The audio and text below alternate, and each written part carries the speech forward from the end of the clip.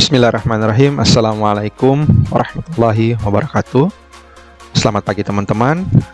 Ketemu lagi pada pertemuan atau bagian kelima dari materi kita, Risk and Return. Pada pertemuan sebelumnya kita telah berbicara mengenai investasi portofolio. Pada materi diversifikasi, kawan-kawan di situ bisa mendapatkan atau bisa mempelajari tentang diversifikasi random dan diversifikasi Markowitz. Nah, bagi kawan-kawan yang belum paham, sebelum masuk di materi ini silahkan dibuka lagi atau dinonton lagi video bahan sebelumnya. Oke, baik teman-teman, kita lanjutkan. Kita berbicara mengenai return. Nah, return itu mempunyai beberapa pengertian. Yang pertama adalah imbalan yang diharapkan di masa mendatang. Yang kedua adalah tingkat keuntungan yang diharapkan. Yang ketiga adalah keuntungan atau aliran kas bersih dari investasi. Yang keempat adalah imbalan atas keberanian investor menanggung risiko. Kata kuncinya adalah return itu merupakan imbalan yang kita akan dapatkan di masa yang akan datang atas investasi yang kita jalankan di hari ini, atau investasi yang kita jalankan di hari ini dengan harapan keuntungannya atau imbalan yang bisa kita dapatkan di masa yang akan datang. Itu adalah kata kunci dari return. Nah, return itu ada dua, teman-teman, adalah expected return atau return yang diharapkan dari investasi yang dilakukan, dan kedua adalah aktual, realis. Return ini berguna sebagai dasar penentuan return ekspektasi dan risiko investasi. Oke. Nah, ada juga namanya risiko return total, merupakan return keseluruhan dari suatu investasi. Jadi expected ini yang kita harapkan. Nah, ini aktual. Nah, ini yang terjadi. Oke, kita akan lihat. Nah, apa sih komponen-komponen dari return itu? Yang pertama adalah capital gain atau capital loss, keuntungan atau kerugian yang diperoleh dari selisih harga jual dan harga beli sekuritas. Ada namanya yield, pendapatan atau aliran kas yang diterima investor secara periodik, misalnya dividen atau bunga.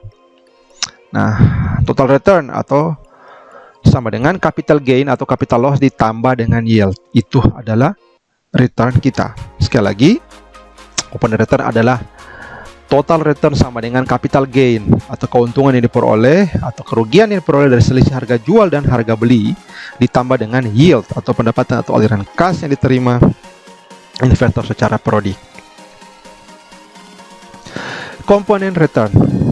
Ketika kita berbicara persamaan matematika, inilah persamaannya ya. Silakan kawan-kawan perhatikan.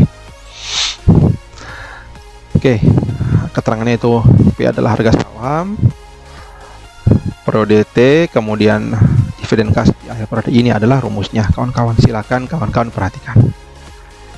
Contoh, kita langsung contoh saja ya. Ali membeli saham dengan harga 15.000 per lembar. Saham tersebut dimilikinya selama sebulan, lalu dijual dengan harga 16.500 per lembar. Hitunglah return saham tersebut. Nah, return sahamnya kan P1 dikurang P0 dibagi P0. 16.500 dikurang 15.000 dibagi 15.000. 0,1 atau 10%. Jadi return sahamnya adalah 10%. Berarti dia untung. Oke. Contoh kedua. Ali membeli saham seharga 10.000 per lembar. Saham tersebut dimilikinya selama setahun dan Ali menerima dividen sebesar 2.500 per lembar. Setelah pembagian dividen, saham tersebut dijual dengan harga 11.000 per lembar. Hitunglah return yang diterima. Nah, oke. Kita masukkan ke rumus. P1 kurang P0 ditambah dividen pada periode T dibagi P0. 11.000 dikurang 10.000 ditambah 2.500 dibagi 10.000. Hasilnya 35%. Berarti returnnya meningkat. Dia dapat 35%. Dia pegang dulu sahamnya selama setahun, dapat dividen per lembar. Oke. Kemudian dia baru dia jual. Nah, dia dapat 35%. Oke, itu kalau rumus yang tadi. Nah, yang pertama, kita berbicara expected return aset tunggal. Tadi kan kalau kita berbicara di pertemuan sebelumnya ada namanya risiko aset tunggal, ada, ya kan? Kita sekarang bagaimana cara menghitungnya?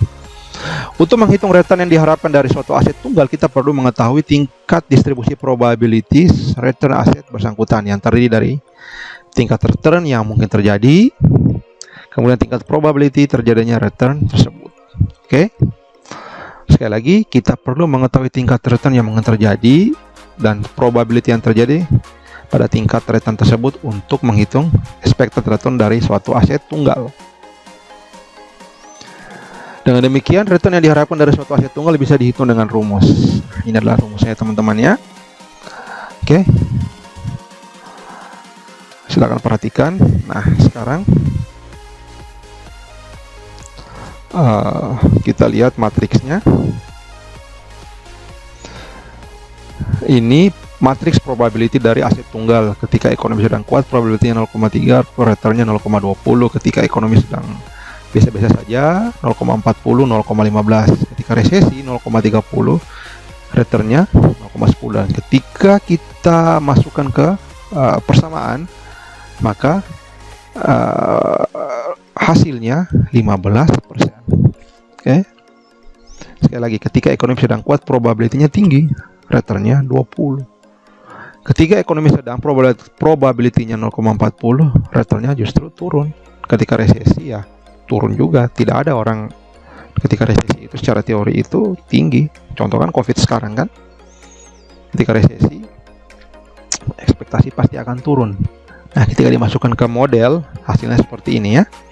P1 kali R1 tambah P2 R2 tambah P3 R3 0,30 tambah 0,20 0,40 0,15 0,30 0,10. Semua dijumlahkan jadi 15%. Ini dari expected, berarti kita ekspektasi kita dapat 15%. Nah, bagaimana dengan return portofolio? Oke, nah ini rumusnya. Kita menghitung rata-rata tertimbun dari return dari tiap-tiap saham. Nah, kata kuncinya tiap-tiap ya. Oke, tiap-tiap return portofolio. Ini rumusnya. Oke. ERP ekspektasi return portofolio, ERI ekspektasi return dari sekuritas I, WI proporsi aset dana yang diinvestasikan pada sekuritas I. Nah, contohnya sekuritas A expected returnnya sekian, nilai investasinya sekian, dan lain sebagainya. Silahkan kawan-kawan perhatikan soal. Nah, oke, kita masukkan ke soal. Dari rumus pernyataan tadi, kita masukkan ke rumus bahwa ternyata ekspektasi portofolio itu 16,25%. Oke. Jadi masing-masing ekspektasi return ini kita jumlahkan, masukkan ke rumus. Oke. Maka dapatnya ini kita ekspektasinya 16,25%. Oke. Begini, kita sudah sampai pada materi bagian terakhir. Jadi kata kuncinya di sini kita menghitung ekspektasi dari risiko aset tunggal dan aset portofolio. Ternyata setelah kita hitung ekspektasinya ternyata lebih bagus atau lebih tinggi dari portofolio dari aset tunggal. Silakan kawan-kawan latihan soal lagi, pahami makna soalnya. Oke. Latihan soalnya dan tarik kesimpulan. Berarti semakin banyak diversifikasi portofolio kita, berarti semakin baik ekspektasi tingkat keuntungan. Mengapa? Karena risiko telah kita bagi-bagi.